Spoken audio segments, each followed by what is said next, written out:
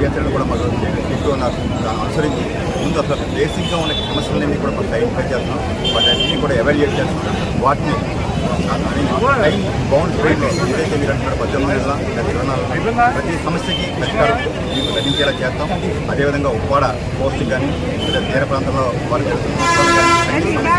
ఏలేరు ఆధునీకరణ కావచ్చు, ఇక్కడ ప్రాబ్లం కావచ్చు, రైతాంగం సమస్యలు కావచ్చు, అదేవిధంగా ముఖ్యంగా తాగునీటి కోసం గ్రామీణ ప్రాంతాల్లో వారు పడుతున్న ఇబ్బందులు కానీ అన్నీ కూడా మేము చేస్తున్నాం. ఇవన్నీ కూడా రిపోర్ట్ చేయడం జరుగుతుంది.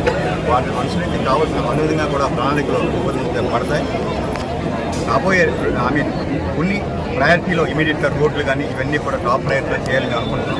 అదేవిధంగా ప్రయారిటీని బట్టి అన్నీ కూడా ఇక్కడ ఏవైతే సమస్యలు ఐడెంటిఫై చేస్తామో అన్నీ కూడా పరిష్కారం తీసుకొని ప్రయత్నాలు అడుగులు పడుతున్నాయి. ఇది అంటే మేము మీకంటే కూడా చాలా ఆత్రంగా ఉన్నాం.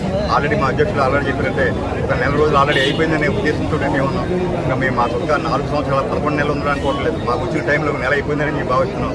తప్పకుండా ఆ కార్యక్రమాలన్నీ కూడా చేస్తాం.